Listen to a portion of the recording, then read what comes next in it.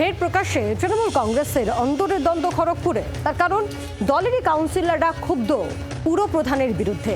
না জানিয়ে অন্য কাউন্সিলরদের সঙ্গে কোনো আলোচনা না করেই থানা মেরামতির জন্য টাকা বরাদ্দ করা হয়েছে, লক্ষ লক্ষ টাকা। এই অভিযোগে সরব হচ্ছেন কাউন্সিলররা। পাল্টা পুরপ্রধান তিনি বলছেন বিশেষ তহবিল থেকেই খরচা করা হয়েছে, তাই জানানোর কোনো প্রয়োজন নেই।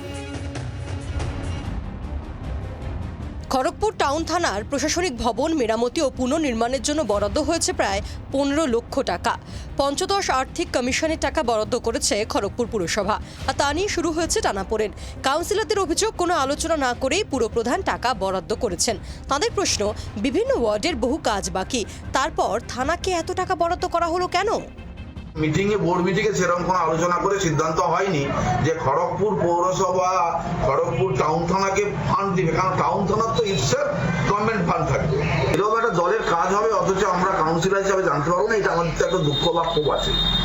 উনি যদি আমাদের জিজ্ঞেস করতেন বা একটা আলোচনা করতেন তাহলে একটা জায়গায় আমরা হয়তো কোনো একটা ডিসিশনে আসতে পারতাম, কিন্তু উনি প্রয়োজন মনে করেননি আমাদের সাথে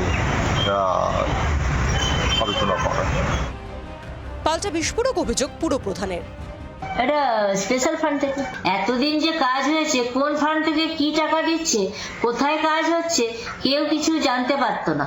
এখন কোথায় কাজ করছি, কি কাজ হচ্ছে, কি টেন্ডার হচ্ছে, সবাই হাতে আমরা কাগজ দিয়ে দিচ্ছি। পুরপ্রধান বনাম কাউন্সিলরদের দ্বন্দ্বে কিছুটা অস্বস্তি খড়গপুর তৃণমূলে। ইগোপির রিপোর্ট, জি 24 ঘন্টা। বাংলার আওয়াজ, বাঙালির আবেগ, জি 24 ঘন্টা।